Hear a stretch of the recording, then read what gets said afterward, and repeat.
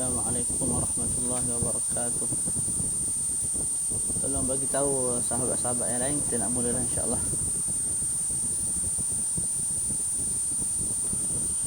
Allah.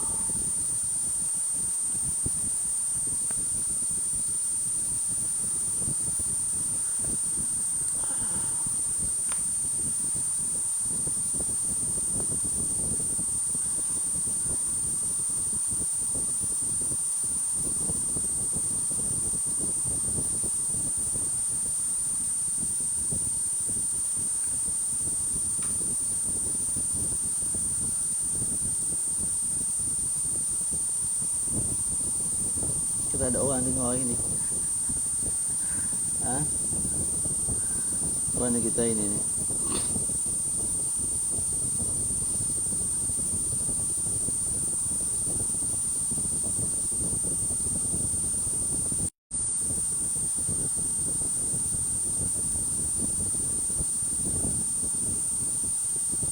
Ada sebarang soalan sebelum kita mulakan? Bismillah.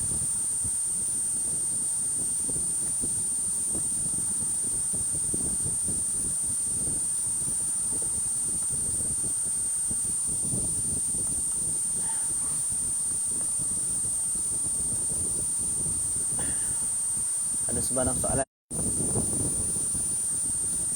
Ada sebarang soalan? Boleh kita mula insya-Allah. Ada respon. Cuba respon sikit sahabat-sahabat, supaya saya tak rasa kesepian. Ustaz Opi kita, apa khabar? Respon sikit Ustaz. Kita mula insya-Allah. Bismillahirrahmanirrahim. Alhamdulillahirabbil alamin. Wassalatu wassalamu ala maulana Rasulillahil amin wa ala alihi wa sahbihi ajma'in. Jadi insya-Allah pada malam ini kita baca sedikit daripada kitab Al-Ibanah wal Ifadah fi Ahkamil Haid wal Nifas wal Istihadah ala mazhabil Imam Syafi'i, karangan sahabat kepada guru kita Al-Habib Ahmad Al-Maqdi, iaitu As-Sayyid Ad-Doktor Abdul Rahman bin Abdullah bin Abdul Qadir As-Saqqaf, yang merupakan ketua bahagian fiqh dan juga usul fiqh di kuliah syariah dan juga undang-undang di Jami'atul Ahqaf di Yaman. Okey. Jadi Syekh masih hidup. Sebelum kita masuk, saya suka berpesanlah kepada sahabat-sahabat yang mengalami kesukaran untuk membaca ataupun memahami kitab Arab, untuk merujuk kitab bahasa Melayu yang telah diterjemah antaranya oleh Ustaz Nazrul Nasir. Ustaz Nazrul ada terjemah kitab ni yang telah kita post dalam grup apa nama dia?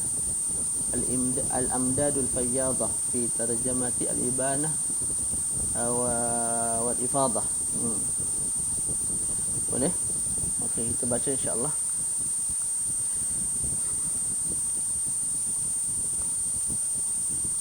Kita dah sampai pada Ad-Darsu As-Sadis, pembelajaran yang ke-6. Kalau kitab saya ni tak, muka surat 56. Ad-Darsu As-Sadis fil Mustahadati wa ma yanzamuha. Kalau kitab terjemahan Ustaz Nazrul ni muka surat apa? 65.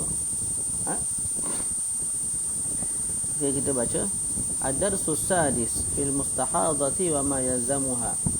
Pembelajaran yang ke-6 ialah tentang perempuan istihadah dan juga perkara yang diwajibkan ke atas perempuan al-istihadah. Arafna fi durusi sabiqati anna ad-dama al-kharija min al-farji imma an yakuna haidan. Jadi telah kita tahu pada pelajaran-pelajaran yang lepas, sesungguhnya darah yang keluar daripada kemaluan seorang wanita imma an yakuna haidan, sama ada darah itu darah haid, au nifasan ataupun nifas, au istihadatan ataupun istihadah, wala rabi'a laha, dan tidak ada darah yang keempat. Itu kena faham dengan baiklah. Darah yang keluar daripada kemaluan perempuan sama ada haid, nifas ataupun istihadah. thumma inna dam istihadati minhu ma yakunu aqibal haidhi aw nifas. Kemudian darah istihadah itu pula boleh berlaku selepas daripada haid, boleh berlaku selepas daripada nifas. Walahu suwarun sayatil hadithu anha insyaallah taala fi darsaini alqadimaini. Dan bagi istihadah dalam haid ataupun istihadah dalam nifas, ada gambaran-gambaran yang popular yang kita akan bincang pada pelajaran yang ke-7 dan juga ke-8. Fa imma an la yakuna aqiba haidin aw nifasin. Istihadah juga boleh jadi bukan selepas daripada haid ataupun nifas. Fa huwa aidan dam istihadah. Walakin la tajri fihi suwarul atiyah. Okey, darah istihadah Syekh sebut sama ada darah istihadah tu berlaku dalam haid dan nifas, yang padanya ada 7 gambaran yang popular. Yang kita akan bincang pada pelajaran ke-7 dan juga ke-8. Boleh jadi juga darah istihadah itu darah penyakit itu bukan berlaku selepas daripada haid dan nifas. Dan namanya kekal darah istihadah. Okey.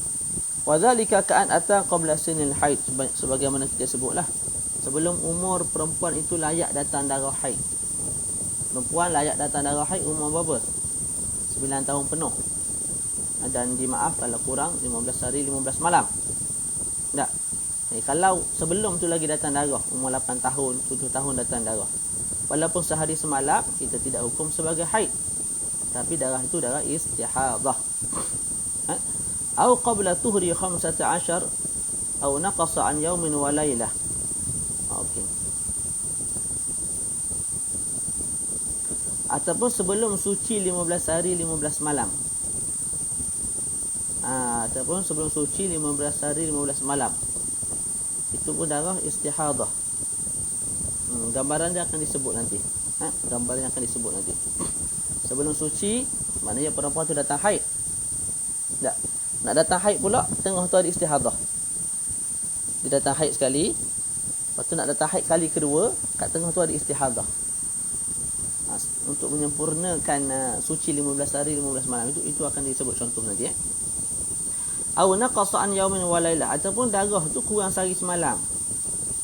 Seorang perempuan datang 2 jam, 3 jam sehari tak. Maka itu istihadah. Aw kana dama talqin, ataupun darah tu darah talq. Darah talq ni apa dia? Talqun, darah yang keluar ketika mana sakitnya beranak. Tak, dia tengah tegang sakit beranak tu keluar darah. Darah tu darah talq.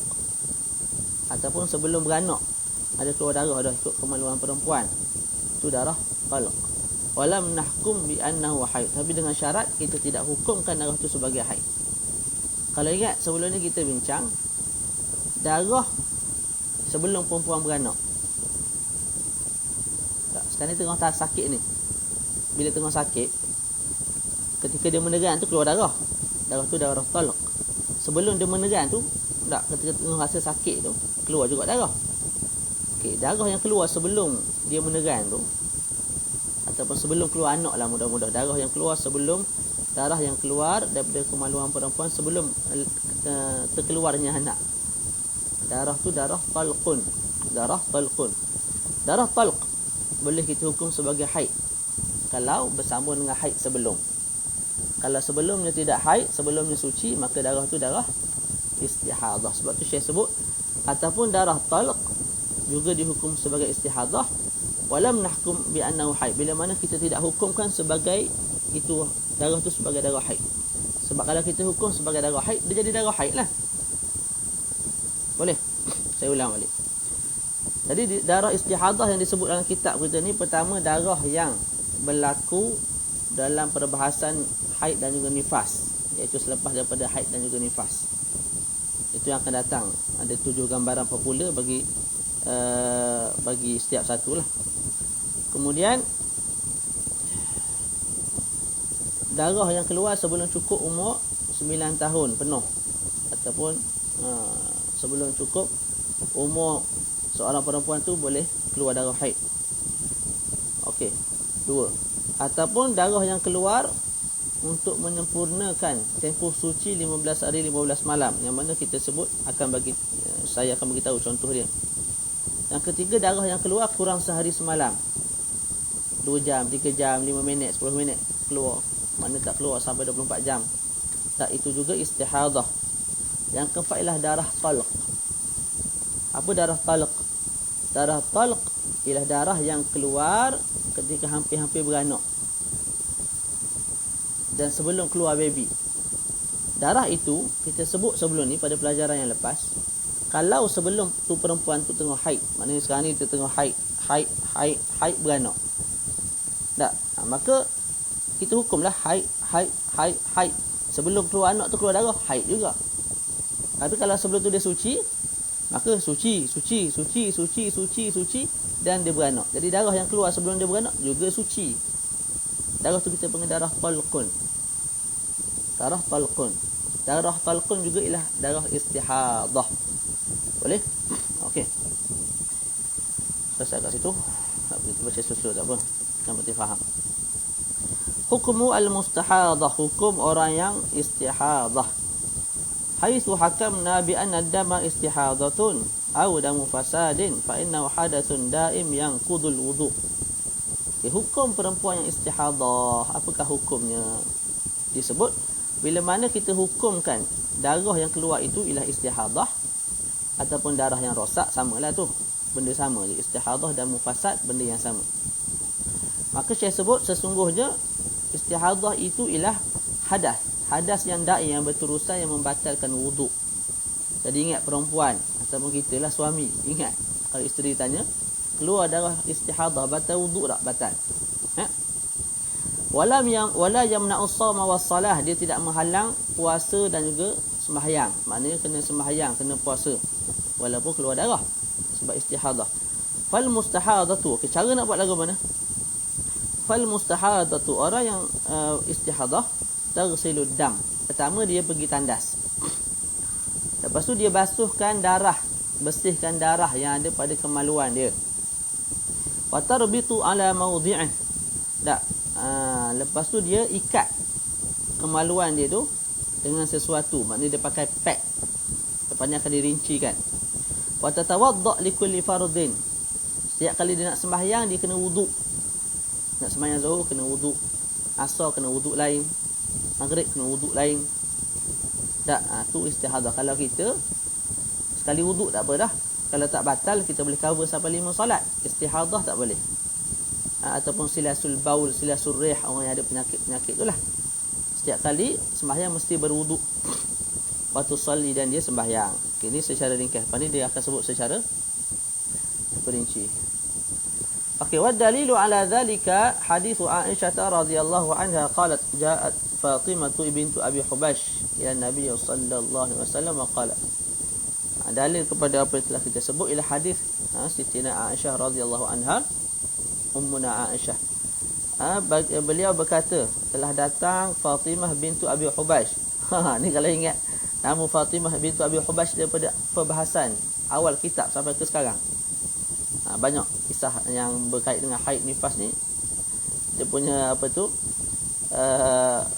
ataupun dia punya kisah ceritanya tentang Fatimah bintu Abi Hubash ni. Jadi Fatimah bintu Abi Hubash datang kepada Nabi lalu berkata, ya Rasulullah, inni mar'atun ustahadu fala athuru afa ada'u salata. Wahai Rasulullah, tu ya Rasulullah baca bagi atas, jangan baca ya Rasulullah. Sebab apa? Mudhaf. Munada mudhaf mansub. Praktiklah dalam bacaan kitab. Jangan belajar nahwu lepas tu baca kitab tak praktik. Kita belajar nahwu tu tujuan dia kita nak baca kitab dengan baris yang betul, makna yang betul. Jadi jangan baca ya Rasulullah, baca ya Rasulullah mansub, munada mansub. Sebab dia mudhaf. Ya Rasulullah, inni mura'atun ustahadu. Inni tak, ya mutakallim tu isim inna mansub. Imra'atun khabar inna marfu'. Tu. Aku ni perempuan yang datang darah istihadah lah, maka aku tidak suci, makna darah sentiasa keluar. Afa ada'u salah, adakah aku nak tinggal sembahyang? Faqala Rasulullah sallallahu alaihi wasallam, la. Nabi sebut, jangan tinggal. Innama dzalika irqun. Sesungguhnya itu irq. Irq ni apa dia? Irq ni kalau tengok terjemahan Ustaz Nazrul disebut itu ialah darah yang keluar daripada satu urat yang dinamakan sebagai irqun. Boleh? Tu. Itu ialah darah yang keluar daripada satu urat dalam rahim yang dinamakan sebagai irqun. Jadi darah istihadah keluar daripada satu urat yang nama dia irqun. Walaysa dzalika bil haidah, itu bukan haid. Fa idza aqbalatil haidatu faturkis salata. Bila mana datangnya haid, maka tinggalkan sembahyang. Fa idza dhahabat faturkis salat. Okey. Fa idza dhahaba qadruha faghsili ankid dam wa salli. Bila dah hilang ataupun pergi qadar haid 7 hari ke berapa hari, maka kamu mandi ataupun kamu basuh darah tu dengan cara mandilah. Tak kemudian kamu sembahyang, kamu basuh dan juga kamu sembahyang. Boleh. Yang kedua, ma yazamu al-mustahadatu fi'luhu idza aradat as-salah. Ini secara rincian fiqh. Okey, perempuan yang istihadah, dia nak buat apa kalau dia nak sembahyang? Okey, kita sebut.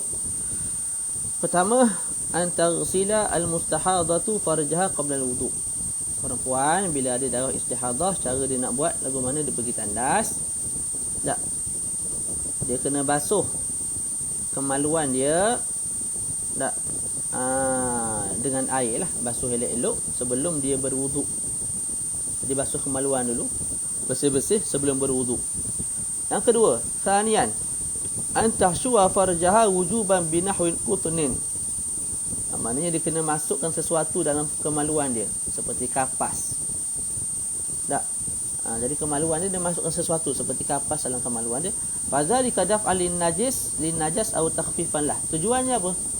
Supaya cotton itu ataupun kapas itu boleh menahan daripada najis, iaitu darah istihadah itu keluar, ataupun mengurangkan darah itu keluar. Wa inna ma yajibu dzalika bi syurutil atiyah. Okay, wajib hashwu, kita punya al-hashwu, maknanya masukkan kapas dalam kemaluan. Tak, dengan beberapa syarat. Pertama, alla tata'azza bihi ta'azziyan la yuhtamalu adatan. Hendaklah perempuan itu tidak tersakiti dengan kesakitan yang tidak boleh dipikul secara adat. Maknanya kalau dia rasa sakit sangat bila masukkan kapas dalam kemaluan, dia jangan masuk dalam. No, bahagian luar tu lah, cover sikit, supaya tahan darah daripada keluar. Jadi kalau dia rasa sakit dan tak boleh pikul rasa sakit tu, mana sakit yang tidak boleh dipikul oleh hadat lah. Ketika itu dia boleh tinggalkan al-hashwu. Syarat kedua untuk hashwu, alla takuna sa'imatan. Fa in kana sa'imatan tarakatil hashwa naharan. Jangan seorang yang berpuasa lah, kalau perempuan tu sedang berpuasa, janganlah hashwu. Sebab kalau dia masukkan juga kapas dalam kemaluan dia, waktu siang batal dia punya puasa tu. Tak. Jadi kalau istihadah, kalau perempuan mustahadah, waktu siang bulan puasa jangan al-hashwu. Tak, kalau malam barulah hashwun. Hashwu ni itulah sumbat sesuatu dalam kemaluan. Itu syarat kedua. Syarat ketiga, an tahtaja ilaihi. Perlu kepada hashwu. Fa illam tahtaj ilaihi lam yajib. Kalau tidak perlu, maka tak wajib. Perlu ni maknanya darah keluar banyak sangat. Jadi kita pun letak hashwu tu supaya menahan darah daripada keluar ataupun mengurangkan darah. Tapi kalau perempuan tu dah haid hari ke-10, hari ke-11, ataupun kalau perempuan tu 7 hari, haid ke hari ke-6, hari ke-7, ketika itu darah tak banyak dah keluar. Itu haid. Silap, itu haid. Haid tak wajib sembahyang. Okey, apa tu? Kalau istihadah dan darah dia tu tak banyak, tak letak apa nama hashwu pun, tidak ada masalah, darah tak keluar, dia main dalam sahaja. Kan kita sebut sebelum ni, nak dihukumkan darah keluar ataupun tidak, bukan mesti mengalir.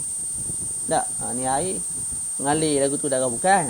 Sekadar kita ambil kapas, letak dalam kemaluan, keluarkan balik, nampak kotor, itu ada darah dah tu. Darah tu jadi perbahasan lah, haid ke istihadah ke nifas ke, itu satu perbahasan. Yang penting nak tahu keluar darah ataupun tak dengan cara lagu tu je.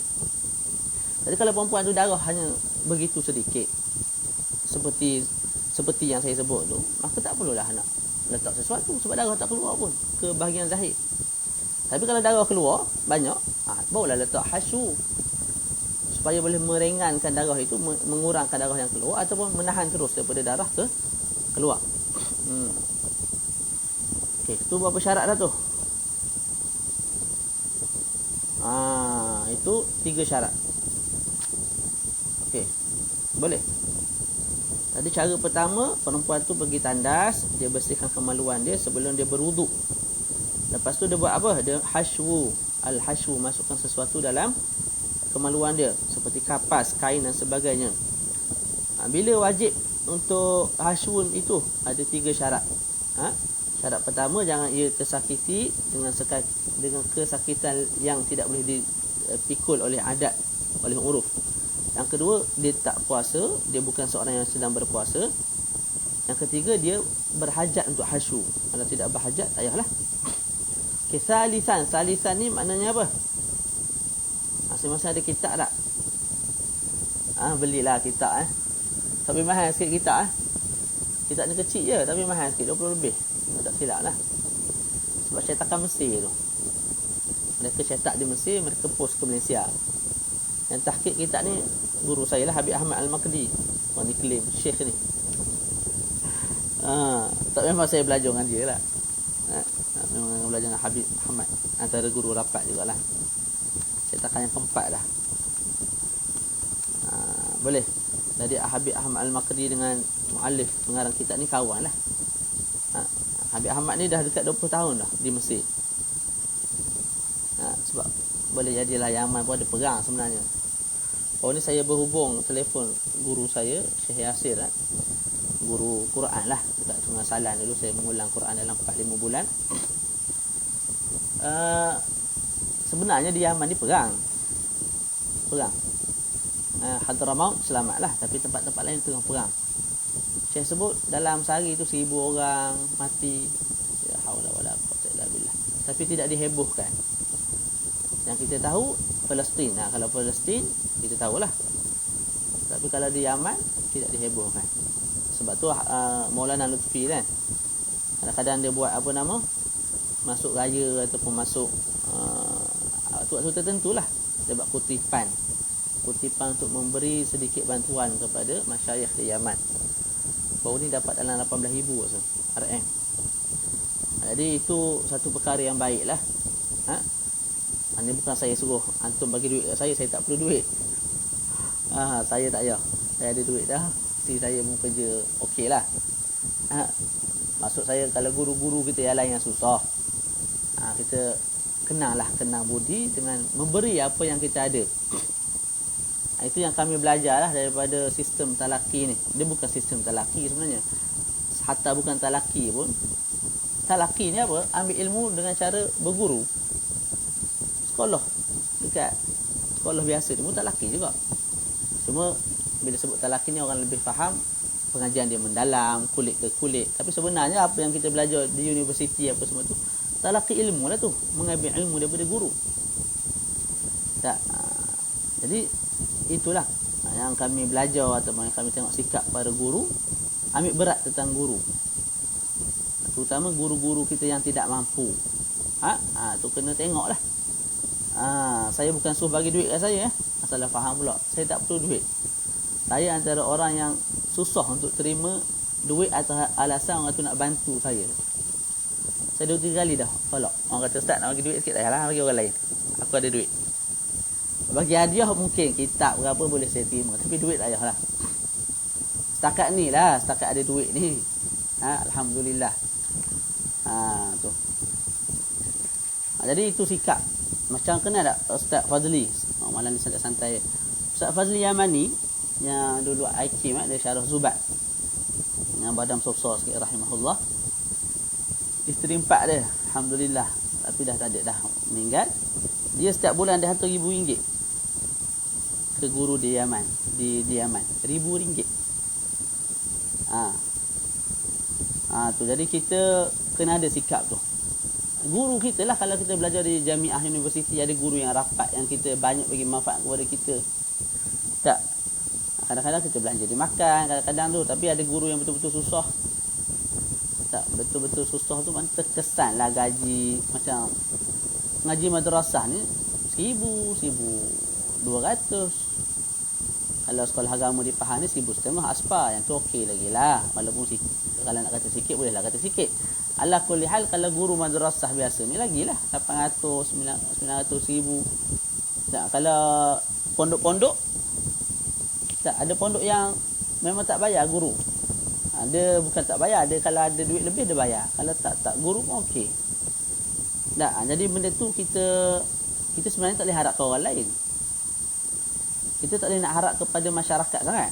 Sebab masyarakat kadang tak faham. Malah dia ada yang menjelek, ada yang mengejek. Inilah mengaji agama. Apa ke dan aku suruh pergi mengaji doktor. Dah mengaji doktor ke tak? Dia pun bukan doktor. Dia pun kerja biasa je, tapi dah pelekeh orang. Dia buat agama dia sensitif dia, allergic. Tak.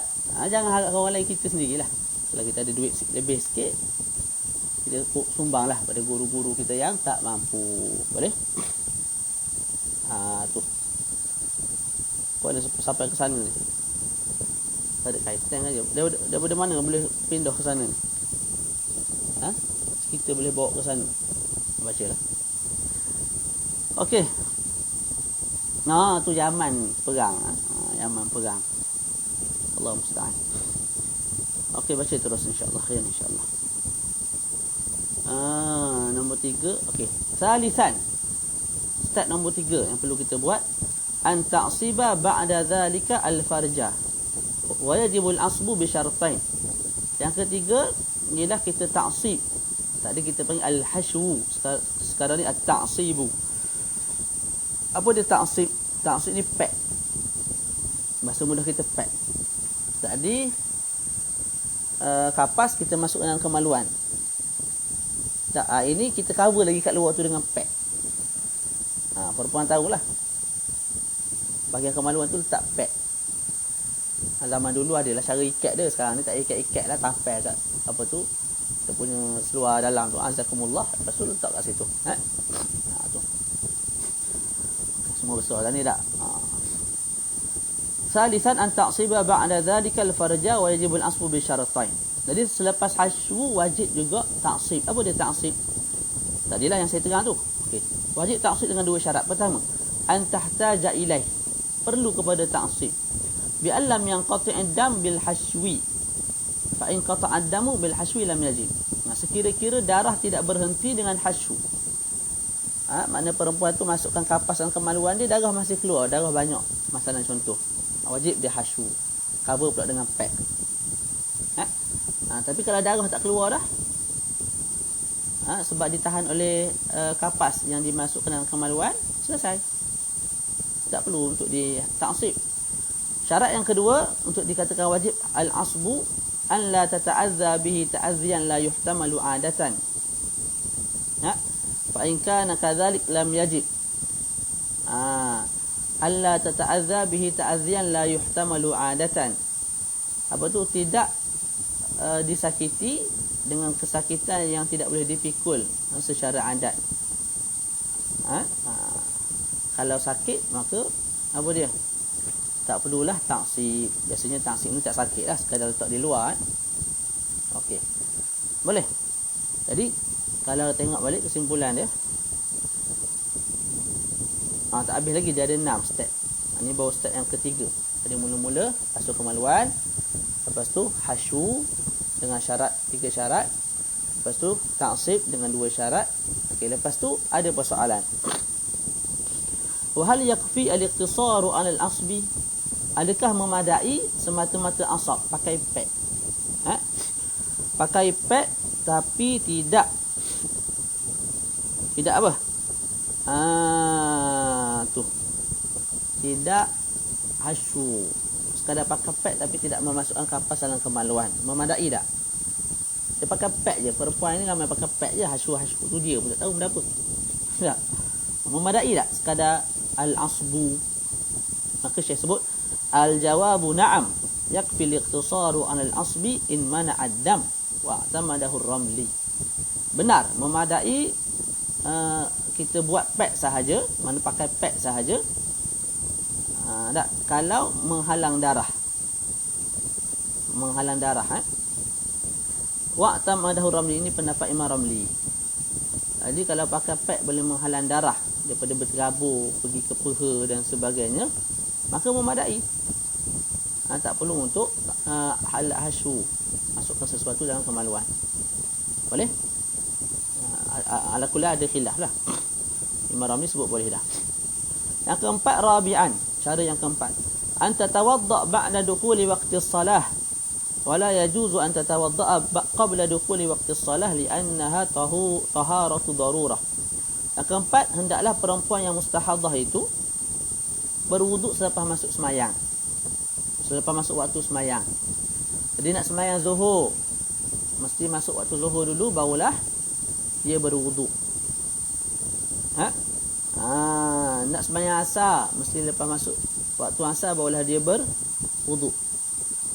Kat sini sebut wuduk sahaja, sebenarnya bukan wuduk je, semua benda. Maknanya dia bersihkan kemaluan dia, dia hasyu, dia ta'sib, semua tu mesti dilakukan selepas masuknya waktu sembahyang.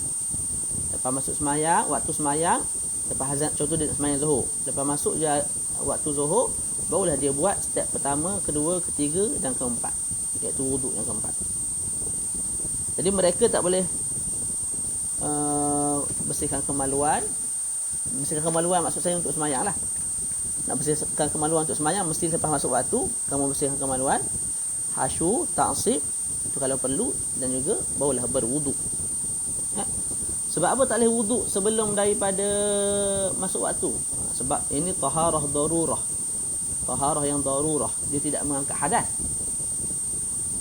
Orang yang mustahadah, orang yang sakit silasul baul, kencing tak dedas, ataupun silasul rih. Silasul rih ni apa dia? Sentiasa keluar angin ikut bahagian bawah, sentiasa kentut lah. Tak, wuduk mereka tidak mengangkat hadas. Sebab apa? Sebab darah sentiasa keluar, mana hadas sedang sentiasa berlaku, hadasun daim. Macam mana nak terangkat? Kita nak angkat hadas ni, kita dah berhenti daripada kencing, berhenti daripada berak, tidak sentuh isteri, barulah kita wuduk, barulah terangkat hadas. Ini hadas sedang berlaku, dalam masa yang sama kita nak angkat, mana boleh. Jadi sebab tu nama taharah darurah. Bila taharah itu sekadar li darurah, untuk darurah, maka syarat dia ketat sikit. Itu satu. Alasan lain ialah bimbang sebelum, kalau kamu wuduk siap-siap sebelum masuk waktu, tak, bimbang nanti masuk waktu, rupanya kemaluan kamu dah sehat molek dah, tidak keluar air kencing secara berterusan, dah berhenti dah istihadah. Tak, jadi ketika itu sepatutnya kamu wuduk dengan cara yang betul, tak perlulah guna cara mustahadah apa semua ni. Okey, boleh? Kalau ada soalan boleh tanya. Khamisan. Ni berapa orang yang tengok ni? Saya confused. Orang yang tengok ni, kita tengok angka kat atas tu ke ataupun tengok di ruang komen ni? Kalau ruangan komen ni ada 1, 2, 3, 4, 5, 6, 7, 8, 9, 10, 11, 12. Adalah dalam 3, 14 orang. Tapi dekat atas tu 3 orang aja. Dekat ruangan atas tu dia tulis 3. Jadi adakah yang melihat ni 3 mata memandang ataupun 15 mata memandang? Bismillah.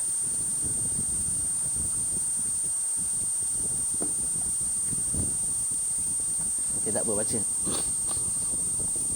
Khamisah yang kelima, cara yang kelima. Kita baca santai-santai je malam ni. Al-muwalatu bainal kulli, kena berturut-turut antara semua perkara. Semua perkara tu maksud dia apa? Perkara pertama, kedua, ketiga, keempat. Maknanya perempuan tu selepas saja dia basuh kemaluan dia, terus dia kena hasyu. Selepas dia hasyu, terus dia kena ta'sib. Selepas dia ta'sib, terus dia kena wuduk. Lepas dia wuduk, terus dia kena salat. Dia tak boleh, contoh dia bersih kemaluan, lepas tu dia duduk makan nasi, minum air, sembang, tengok TV, 2 jam lepas tu barulah dia hasyu. Lepas tu dia bersembang pula, tak tentu arah. Lepas tu tansib. Lepas tu duduk tidur dalam sejam dua, bangun, barulah dia wuduk. Lepas tu baru nak salat, tak boleh. Antara salah satu dengan yang lain, 4 perkara yang kita sebut tu kena berturut-turut. Kena berturut-turut. Jadi al-muwalatu bainal kull wajib. Kalau dia tak berturut-turut ustaz, dia kena start dari awal balik. Contohlah selepas dia taksib tu, dia pergi TMG ataupun kita iklan lah sikit, Pasar Raya Koop. Tahu kan? Koperasi dia ada bank dia, bank Koop Bank. Dia ada pasar raya pun ada. Kalau kat Tanjung Lumpur ni adalah. Jangan-jangan saya pergi jugalah. Jadi banyaklah produk orang Melayu. Ala kulli hal, kawan lagi Koop Bank. Cari barang. Selepas dia taksib, dia tak wuduk, dia tak semayang. Dia Koop Bank cari barang dan sejam dua, balik tu barulah dia wuduk, lepas tu dia semayang. Dia sebut tak boleh, tak sah. Kamu kena pergi tandas balik, basuh balik kemaluan kamu, lepas tu pakai hasyu, lepas tu taksib pakai pad, lepas tu wuduk, lepas tu baru sembahyang. Jadi sebab tu disebut oleh Maulana Syekh, al-muwalatu bainal kull fatajibul mubadaratu bil hashwi. Maka wajiblah mubadarah. Mubadarah ni bersegera bil hashwi, dengan hasyu. Tadilah masukkan kapas dengan kemaluan untuk menahan darah daripada keluar ataupun mengurangkan darah daripada keluar. Ba'da ghuslil farji, selepas basuh kemaluan. Fal mubadaratu ba'da zalika bil asbi. Selepas tu bersegera pula untuk asab pakai pad. Fal wudu', selepas tu terus berwuduk. Fas salati, selepas tu terus sembahyang. Tu.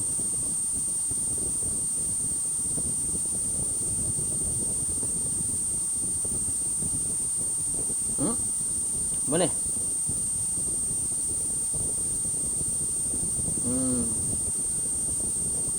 Wala yajuzu laha an tuakhira as-salata li syai'in illa ma kana li maslahati as-salah. Tidak boleh ataupun haram bagi perempuan yang mustahadah tu melambatkan sembahyang atas alasan tidur ke makan, illa ma kana li maslahati as-salah, kecuali lah kalau dia nak buat satu perkara yang ada kaitan dengan maslahat sembahyang. Contohnya apa? Wa dzalika kasatril aurah. Jadi lepas dia bersihkan maluan, lepas dia hasyu, lepas dia taksib, lepas dia wuduk, dia tak sembahyang lagi. Tak. Dia tutup aurat dulu. Wa intidharil jamaah. Tak sembahyang sebab apa? Tunggu jemaah. Lambat sangat mari. Dia tunggu. Wa ijabatil muazzin, jawab azan. Wa iqamatis salah, dia qamat. Wa ratibatil qabliyah, dia sembahyang 2 rakaat qabliyah. Yang tu dianggap sebagai maslahatus salah. Kalau dia buat semua perkara tu, tidak ada masalah. Walaupun makan sejam ataupun setengah jam. Boleh tak? Perempuan tu dah wuduk, kita sebut tu kena semayang, betul tak? Dia tak semayang. Dia terus tak semayang zuhur. Kita sebut fardhu zuhur. Dia terus tak semayang zuhur, tapi dia tutup aurat dulu. Dia lepas tu dah tutup aurat, kenapa tak semayang? Kita tanya dia. Tunggu member. Ataupun tunggu tok imam tak mari-mari. Dia nak semayang jemaah. Tak. Lepas tu jawab orang azan lagi. Tak, tunggu orang qomat lagi. Lepas tu nak sembahyang 2 rakaat qabliyah lagi. Jadi 4-5 perkara ni perkara yang berkait dengan maslahah, iaitu kebaikan sembahyang. Dibuat dalam masa 20 minit, 30 minit dalam lingkungan tu lah. Tak, kita sebut tidak ada masalah. Lepas selesai tu dia sembahyang dia sah. Sembahyang zuhur dia sah. Sebab apa? Dia tangguhkan, dia lambatkan sembahyang tu kerana maslahatus salah. Tapi kalau tengok TV, ada movie baru hari ni. Orang lain tengok dah, aku tak tengok lagi. Tak. Jadi tengok dulu movie. Movie ni bukan sekejap lah. Dah sejam setengah 2 jam. Yang tu tak boleh. Yang tu terbatal apa yang kamu buat tadi. Kamu kena ke tandas semula, kena buat daripada awal lah. Kena basuh kemaluan dan seterusnya.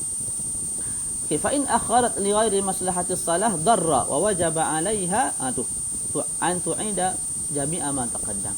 Bila dia lambatkan sembahyang kerana buat perkara yang bukan ada maslahat dengan sembahyang. Contoh tengok TV, main game, tasmik budak, tasmik pelajar ataupun mengajar dan sebagainya. Ketika itu darra, memberi mudarat dan wajib diulang perkara yang daripada awal tadi lah, basuh kemaluan, lepas tu dia kena asyur, lepas tu ta'sib, lepas tu wuduk, barulah sembahyang. Okey, keenam, perkara yang keenam, yajibu 'alaiha al-wudu' li kulli fardhin. Orang yang mustahadah setiap kali nak sembahyang kena wuduk. Wa kadza yajibu 'alaiha li kulli fardhin aidan tajdidu ghuslil farji wal hashi wal insabati fil asah.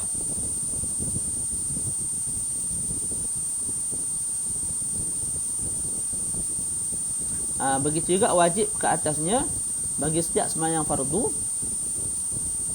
ataupun setiap perkara fardu lah, sama ada sembahyang ataupun tawaf dan sebagainya, tajdid, memperbaharui ghuslil farji, memperbaharui basuh kemaluan, tak, ataupun dan juga memperbaharui hasyu, dan juga memperbaharui insabah. Tu ikut pandangannya asah.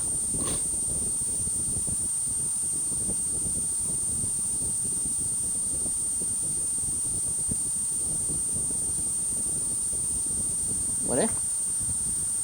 Hukum secara umum dulu. Sekejap, tengok kat sini.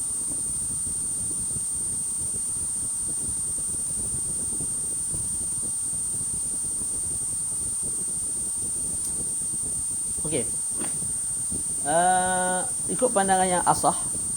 Pandangan yang asah ni pandangan yang lebih tepat di sisi ashab, iaitu anak murid Imam Syafi'i. Perempuan ni setiap kali nak buat perkara fardu, contoh zuhur. Zuhur dia kena buat 5 perkara tadi lah. Basuh kemaluan, hasyu, ta'sib, wuduk, sembahyang. Betul? Asar buat perkara yang sama, 5 perkara. Maghrib 5 perkara juga. Itu pandangan yang lebih tepat. Okey, pandangan yang kedua yang kurang sikit tepat dia, tapi masih kuat lah. Asah lawannya muqabilul asah. Asah kuat, muqabilul asah juga kuat, tapi tidak sekuat asah. Tu ini mustalah. Jadi ikut pandangan yang ikut pandangan yang muqabilul asah, saya baca terjemahan kat sini ya, mudah sikit. Okey. Manakala menurut pandangan yang muqabilul asah, tidak wajib baginya memperbaharui basuhan kemaluan. Juga tidak wajib meletakkan sesuatu dalam kemaluannya dengan mengikat sesuatu pada kemaluannya. Dan mengikat sesuatu pada kemaluannya, maknanya selepas dia sembahyang zuhur, masuk waktu asar.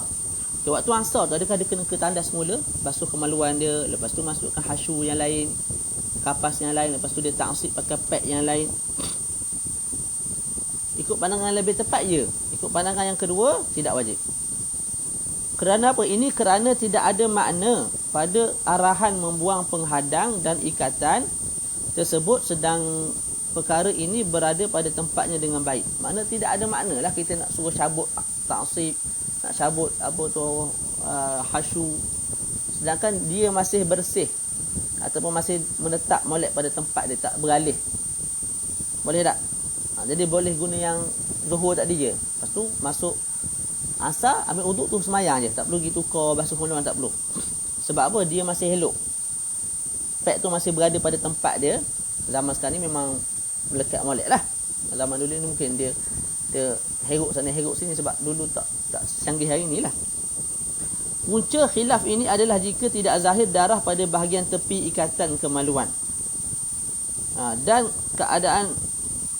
dalam keadaan ianya masih tetap pada tempatnya tanpa berpindah.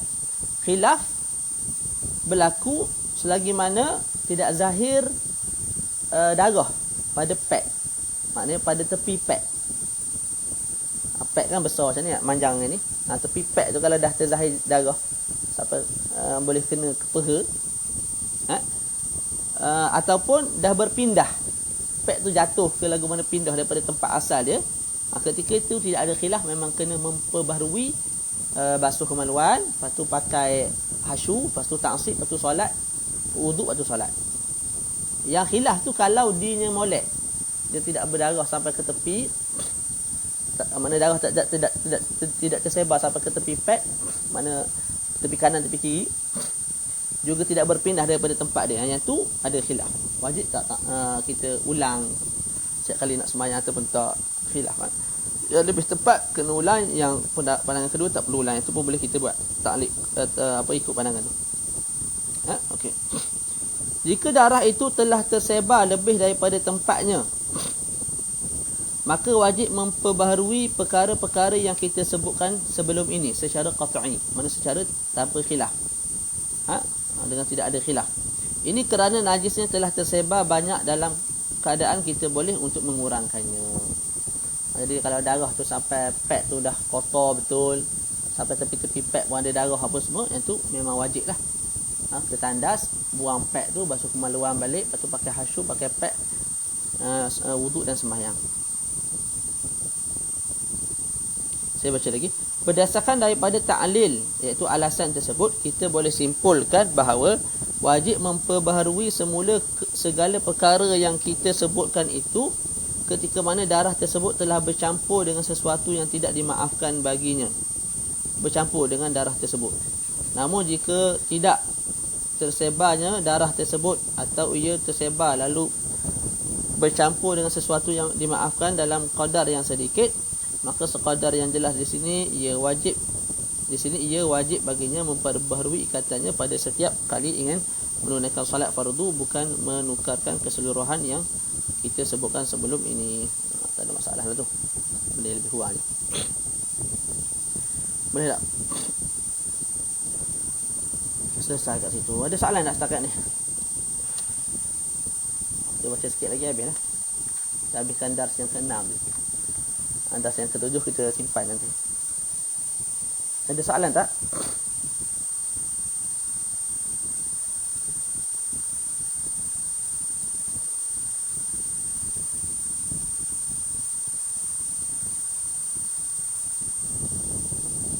Ada sebarang soalan?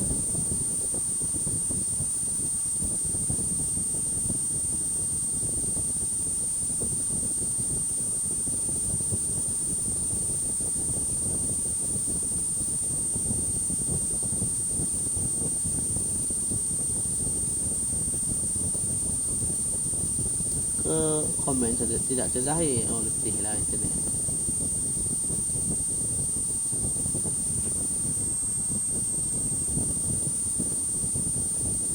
Tempat saja ni rupanya tak ada ni, wifi tak ada.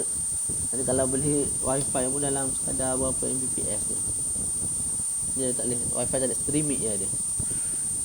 Jadi biar dulu lah, saya tak beli lagi lah wifi. Lagi pun nak pindah dah. Tak apalah, khair insyaAllah. Kita baca sikit lagi. Tak apa, kalau tak faham boleh PM saya secara personal pun tak apa. Okay, hal lil mustahadati an tatanaffal, soalan lah. Adakah bagi mustahadah itu boleh solat sunat? Mudah.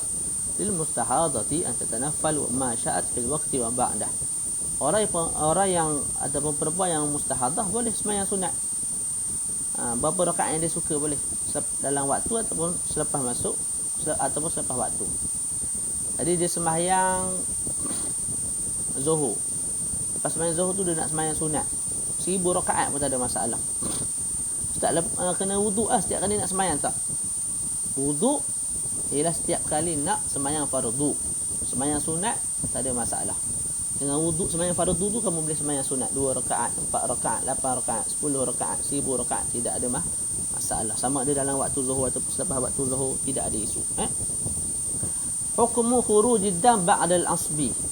Hukum keluar darah selepas daripada pakai pad.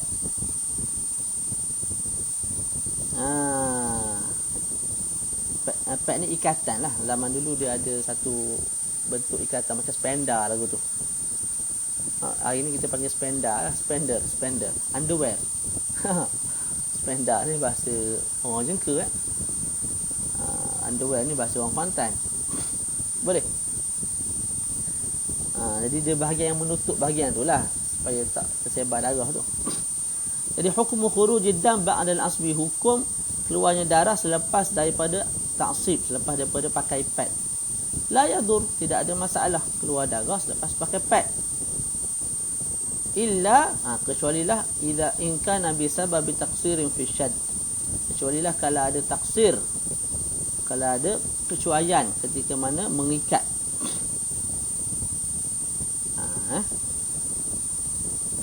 tu saya sebut tadi, zaman dulu dia macam sependa, ada bahagian bawah tu, lepas tu dia ikat dekat apa tu, mungkin dekat peha ataupun dekat perut dia ikat. Mana ada macam ada 4 tali lah, kain kat bawah, lepas tu tali naik atas dia ikat. Jadi bahagian kemaluan tu tertutup dengan benda tu. Jadi saya sebut tidak ada masalah kalau keluar darah selepas asap dengan elok, kecuali kalau pada taksub tu ada kecuaian, mana pakai tak elok, kurang kemas dan sebagainya, ketika itu kalau keluar darah juga tidak dimaaf. Hal yu'fa an damil mustahadah, adakah dimaaf daripada darah mustahadah?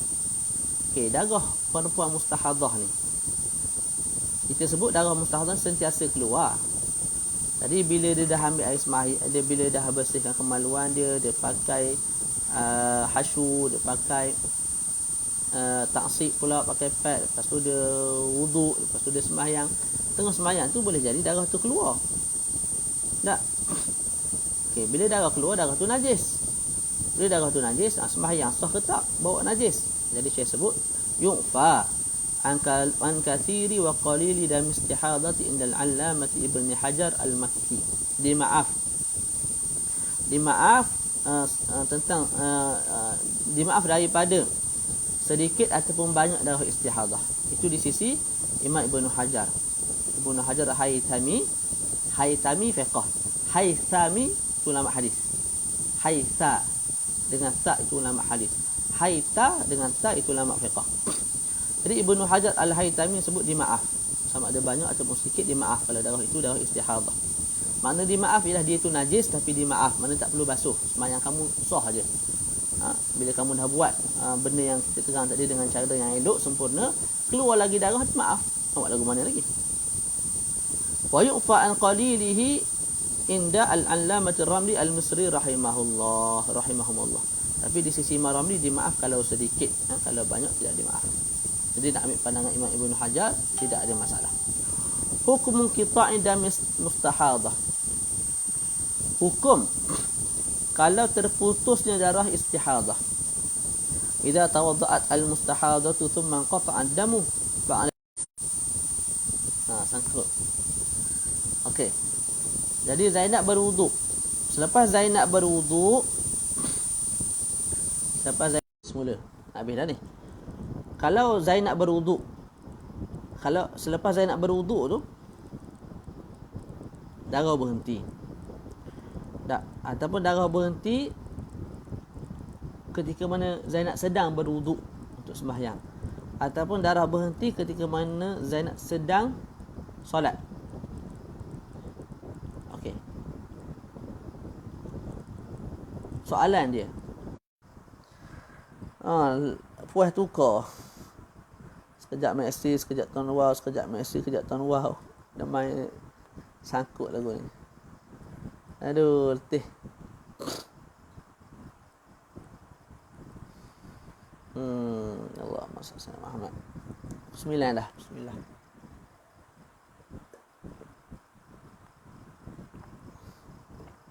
Allahumma astur. Okey, kita baca sikit ni. Kena ulang balik. Okey, bismillahirrahmanirrahim. Jangan putus dah. Zainab berwuduk. Selepas berwuduk, darah istihadah berhenti. Atau Zainab berwuduk, ketika mana sedang berwuduk, darah berhenti. Atau Zainab berwuduk, dia sembahyang. Masa dia sembahyang, darah berhenti. 3 gambaran. Soalan je, bila darah berhenti, darah istihadah tu berhenti, maknanya berhenti, dia bila dia cek, tak ada kesan kotor daripada kapas. Tak.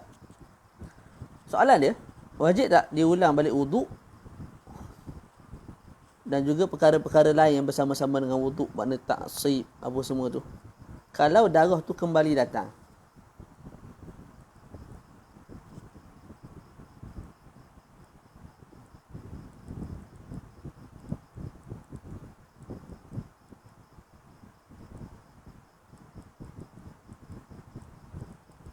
Tak. Wajib tak dia ulang wuduk?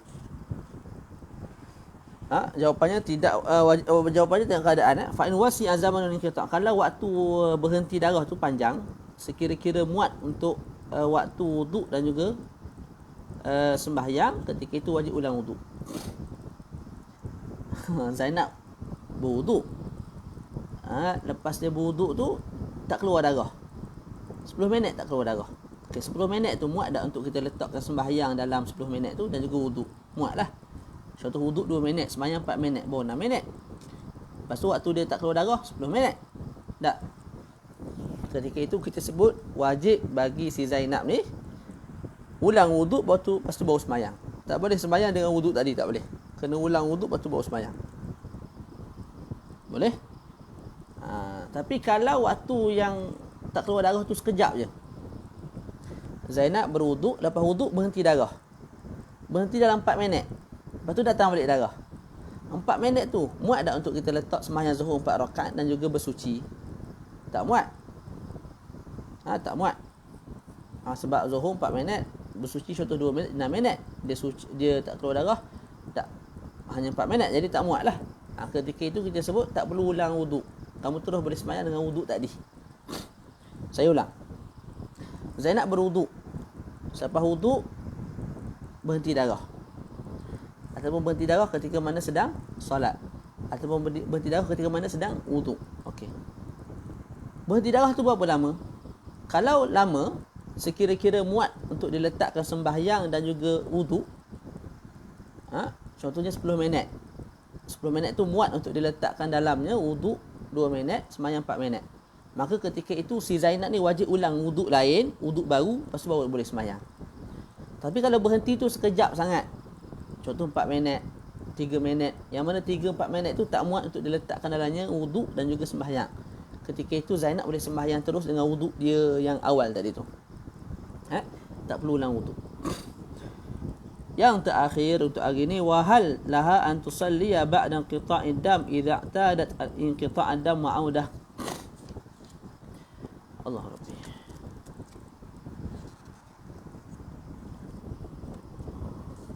Saya rasa ada orang komen ni tapi tak keluar pula dah komennya. Ke tak ada orang komen langsung ni? Sekejap ada, sekejap tak ada. Sebenarnya sekejap terzahir, sekejap tidak terzahir komen. Aduh, internet. Allah musta'an.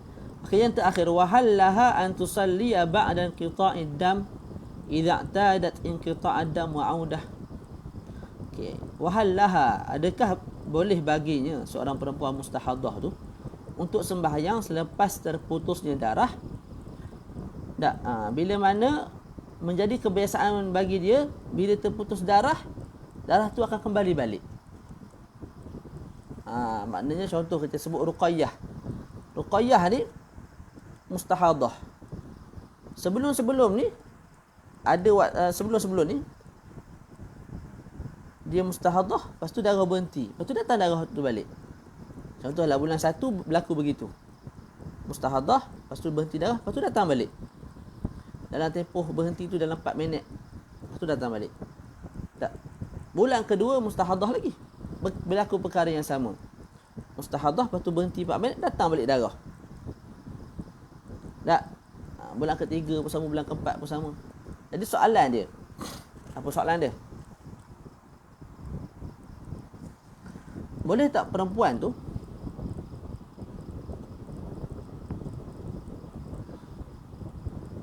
sembahyang terus tak sebelum wuduk? Sebab apa dia kata sebelum ni pun gitu juga. Aku berhenti darah, lepas tu berhenti 4 minit. 4 minit mana nak muat letak sembahyang dan juga bersuci. Lepas tu datang balik darah. Tak. Maka aku boleh sembahyang terus lah. Dia berkait dengan hukum atas tadi tu.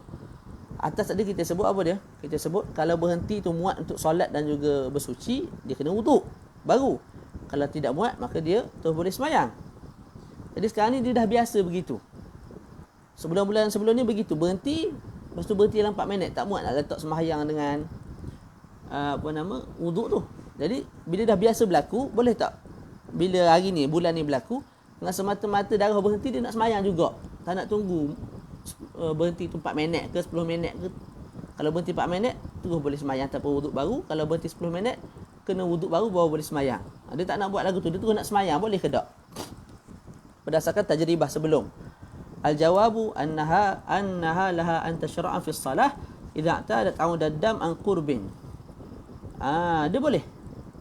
Kalau sebelum ni memang kamu istihadah, lepas tu berhenti 4 minit, 3 minit, lepas tu datang balik. Istihadah berhenti 3 minit, datang balik darah. Jadi 3 minit je, mana nak buat sembahyang dan juga bersuci. Tak, jadi tak perlu wuduk lah. Tak, jadi bulan ni semata-mata berhenti, kamu sembahyang je lah. Tak payah nak tunggu sampai 3 minit, 4 minit, tak perlu. Terus sembahyang terus. Tak perlu tunggu darah ni berhenti 3 minit ke 10 minit. Kalau 3 minit, maka aku boleh terus sembahyang, tak perlu wuduk baru. Kalau 10 minit, maka aku perlu apa? Perlu wuduk baru. Tak payah tunggu-tunggu, terus sembahyang je. Sebab sebelum ni pun memang gitu dah. Mari darah, berhenti sekejap, lepas tu terus datang darah. Datang kembali darah istihadah tu. Jadi tak ada manfaat lah tunggunya. Tak, tu. Jadi terus boleh sembahyang. Au akhbaraha thiqatun arifun bi'audihi an qurbin, ataupun pakar bagi tahu dia. Pakar bagi tahu. Maknanya sebelum ni dia tidak adalah pengalaman mustahadah, lepas tu berhenti darah sekejap 3-4 minit, lepas tu datang balik. Tak ada. Tak, tapi dia jumpa pakar. Pakar beritahu darah kamu tu berhenti, tapi dalam 3 minit dah akan datang balik. Pakar tu dipercayai. Orang yang pakar betul buat darah ni. Doktor lah. Tak, dia terus boleh sembahyang, tak payah nak tunggu. Boleh terus sembahyang wuduk tu, tak payah tunggu. Cumanya summa illam ya'ud ad-dam an qurbin bana butlanul wudu' was-salah. Okey. Cumanya kalau tiba-tiba waktu berhenti tu tiba-tiba lama. Sebelum ni berhenti 3 minit, 3 minit, 3 minit. Kali ni dengan semata-mata berhenti darah, dia tak nak tunggu. Boleh jadi berhenti 3 minit ataupun sejam, tak nak tunggu, dia nak sembahyang terus. Boleh tak? Boleh. Tiba-tiba berhenti darah tu lama. Tak? Contoh 15 minit. Dia cek-cek, darah berhenti lagi. Biasa sebelum ni 3 minit je. Kali ni 15 minit, darah masih berhenti. Masih tak keluar lagi. Tak kembali. Boleh jadi kali tu dia sembuh daripada mustahadah tu. Sembuh daripada penyakit mustahadah tu. Ketika itu dia kena apa? Ketika itu dia kena ambil air sembahyang baru. Kena sembahyang kali kedua lah. Boleh? Tapi kalau memang macam sebelum ni juga, lepas 3 minit mari pula darah, sah lah sembahyang dia tu. Tapi kalau berbeza, sebelum ni 3 minit datang darah balik, 3 minit datang darah balik. Sekarang hari tu seminggu. Maknanya lepas tengok darah, masa tengah sembahyang tu, dia boleh rasa lah darah tak keluar. Lepas sembahyang, dia cek lagi, darah tak keluar lagi. Maknanya darah tu lama lah tak keluar tu, dalam 10-15 minit. Dan mungkin berterusan sampai tempoh tertentu. Ketika itu dia kena ambil wuduk, sembahyang lah lain. Wa idza lam ta'tad aw daddam ba'da inqita'in bima yas'u wudu'an was salata aw lam yukhbirha 'arifun bi'audihi an qurbin fala yajuzu laha an tusalliya bi hadzal wudu'. Kalau dia tidak ada adat sebelum ni, tidak ada adat, datang darah istihadah berhenti 3 minit datang pula, datang istihadah berhenti 3 minit datang pula. Dia tak pernah ada adat begitu sebelum ni, bulan-bulan sebelum ni. Dalam masa yang sama tidak ada pakar beritahu dia darah tu datang, lepas tu dia akan berhenti 3 minit, lepas tu dia akan datang balik. Tidak ada juga pakar beritahu dia begitu, maka tidak bolehlah, kita sebut tidak boleh untuk dia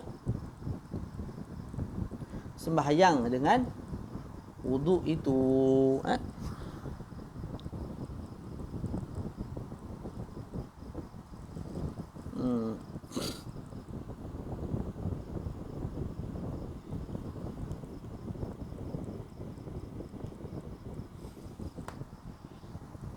Maknanya first time. Contoh first time.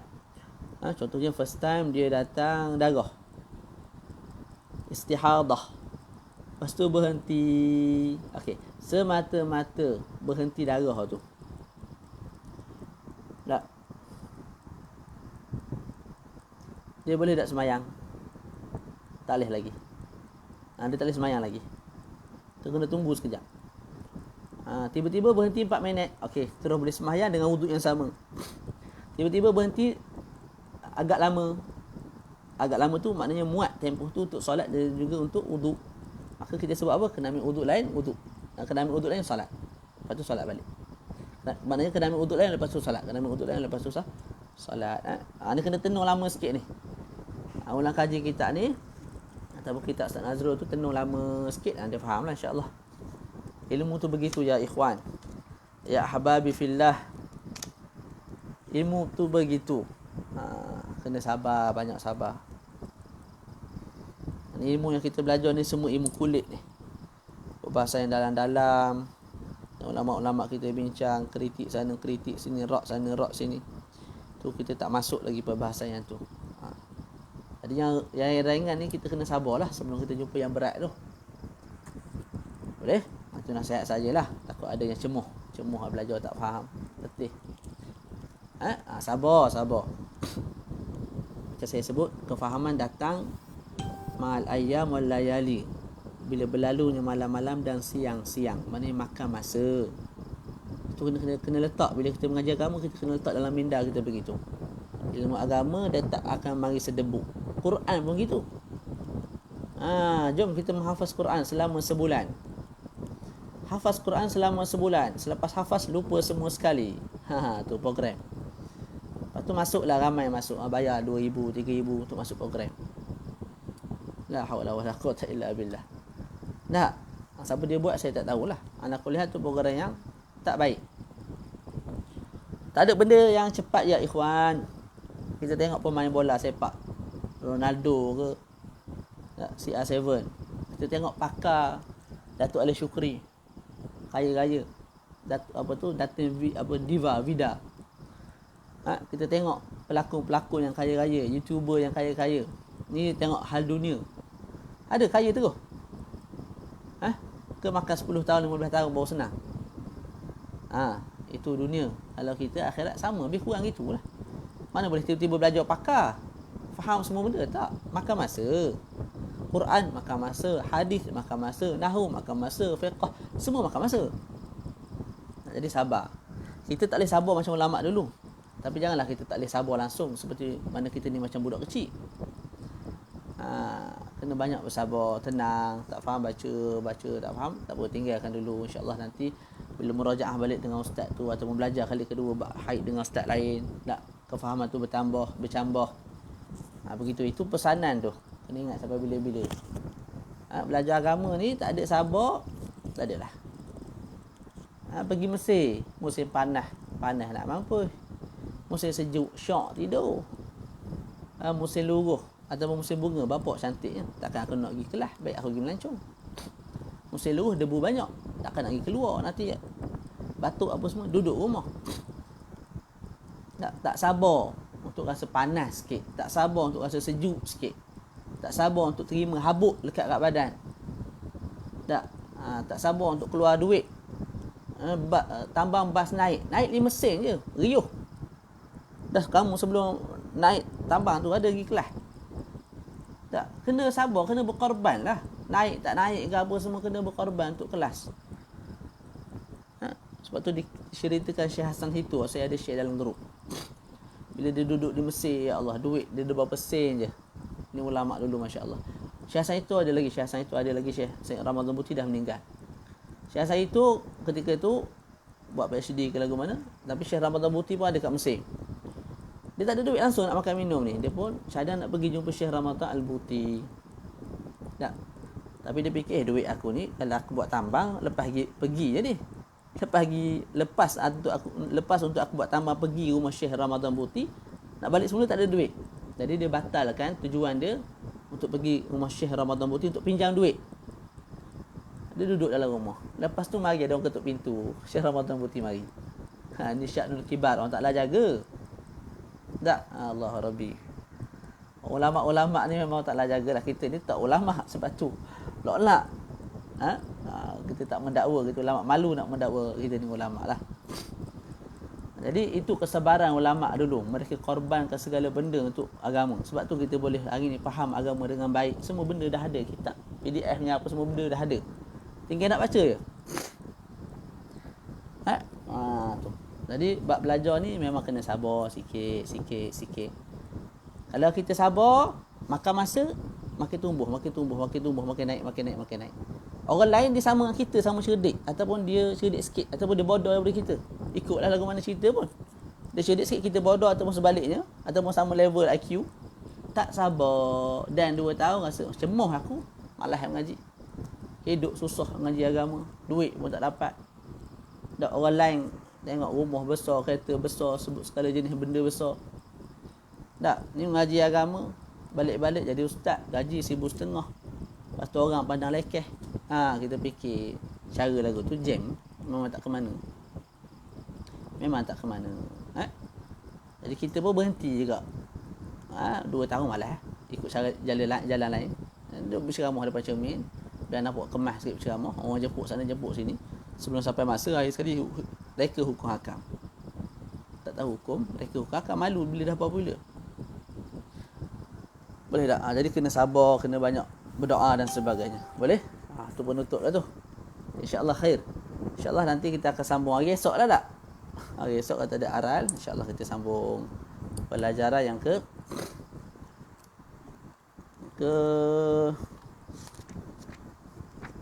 Ke-7. Lepas tu pelajaran terakhir ke-8. Tengoklah 3 kelas lagi habis, ataupun 4 kelas, 3 kelas. Kalau boleh baca dululah kitab ni. Kalau tak boleh baca Arab ke, baca bahasa Melayu dulu. Kitab terjemah Ustaz Nazrul dulu. InsyaAllah barakallahu fikum. InsyaAllah kita bertemu lagi pada hari esok. Sallallahu ala sayyidina Muhammad wa ala alihi wa sahbihi wa baraka wasallam. Alhamdulillahi rabbil alamin. Baru datang komen-komen. Sekejap saya tengok sekejap.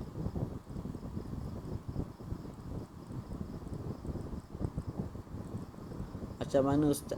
Macam mana Ustaz kalau sikit hari tukar Hashim?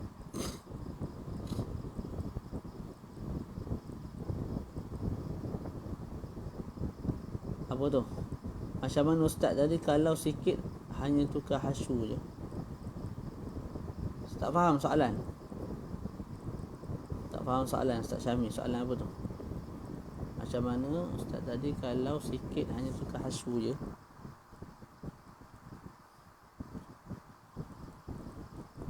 Soalan mana tu? Tukar hasyu. Sekat. Biasa sekat ni, bila sekat bahagian saya akan berhentilah.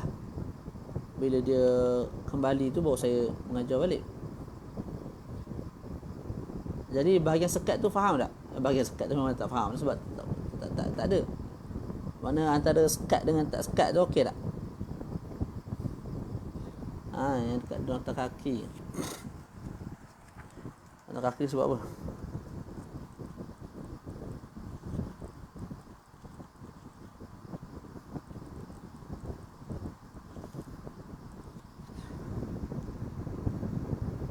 Nota kaki dia masalah gini.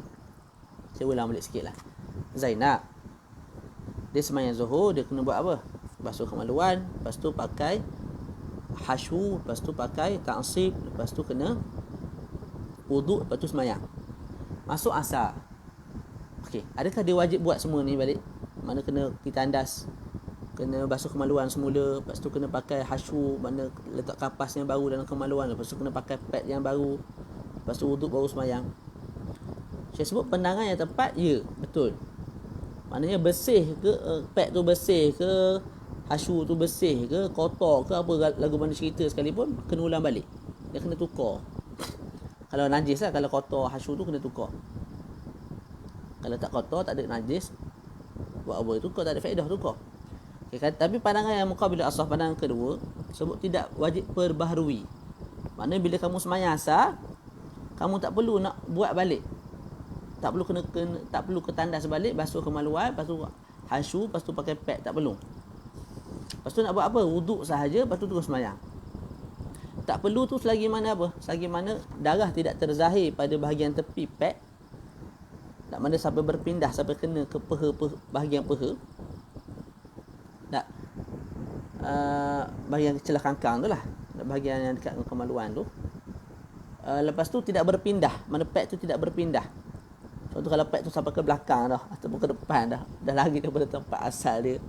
Tak, yang ketika itu tidak ada khilaf lah, memang kena ulang balik. Maknanya kena ke tandas, hasyu lain, pakai pad lain. Cuma yang menjadi persoalan yang tadilah kita sebut tadi, boleh tak pakai pad saja, tak pakai hasyu? Boleh, tidak ada masalah. di sisi Imam Ramli. Yang penting dia menghalang daripada darah tersebar luas. Mana sampai pergi ke peha. Dan pad hari ni kalau darah tak banyak sangat, dia memang boleh menahan lah. Sekadar ni pad tak, siapa yang tak kahwin lagi, ada darah bagian ni sikit je. Dari tepi tu semua bersih lagi, tak kena darah. Kalau haid sekalipun, kecuali kalau haid yang haid pertama, haid kedua memang penuh lah, banyak. Tapi kalau ada haid akhir haid, sikit je, tengah tu sikit, kotor sikit.